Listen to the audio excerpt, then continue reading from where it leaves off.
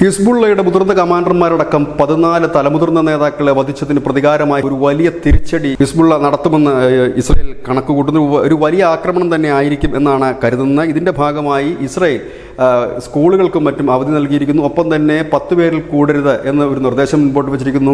ഷെൽട്ടറുകൾക്ക് സമീപം തന്നെ ഉണ്ടാകണമെന്ന് പറയുകയും ചെയ്യുന്നു. ഒപ്പം തന്നെ ടെലികമ്മ്യൂണിക്കേഷൻ മന്ത്രാലയം അതിൻ്റെ കാര്യങ്ങൾക്ക് അതീവ ശ്രദ്ധ നൽകുകയും ചെയ്യുന്നു. ഏതായാലും ഇതുവരെ വലിയ സംഘർഷങ്ങൾക്കൊന്നും വേദിയാകാതിരുന്ന ഇസ്രായേലിൻ്റെ വടക്കൻ ഇസ്രായേൽ മേഖലകൾ, പ്രത്യേകിച്ച് ഈ ഹൈഫ പോലുള്ള നഗരങ്ങളിലൊക്കെ ഒരു വലിയ മാർഗനിർദ്ദേശങ്ങളാണ് ഇപ്പോൾ IDF നൽകിയിരിക്കുന്നത്. കാരണം ഇസ്രായേലിനെ സംബന്ധിച്ച് വലിയൊരു നാണക്കേടാണ് സംഭവിച്ചിരിക്കുന്നത്. ഒന്ന്, അവിടെ ഒരു വലിയ സ്ഫോടനം നടത്താൻ അവർക്ക് കഴിഞ്ഞിരിക്കുന്നു, ഇസ്രായേലിൽ കഴിഞ്ഞിരിക്കുന്നു. ഒപ്പം തന്നെ അവരുടെ പ്രധാനപ്പെട്ട കമാൻഡർമാരെല്ലാം നിമിഷ നേരം കൊണ്ട് കത്തിച്ചാമ്പലാകുന്ന കാഴ്ച. ഇവിടെ ഹിസ്ബുള്ളയ്ക്ക് പിടിച്ചു നിൽക്കണമെങ്കിൽ ഒരു വലിയ തിരിച്ചടി തന്നെ നൽകേണ്ടതായി വരും.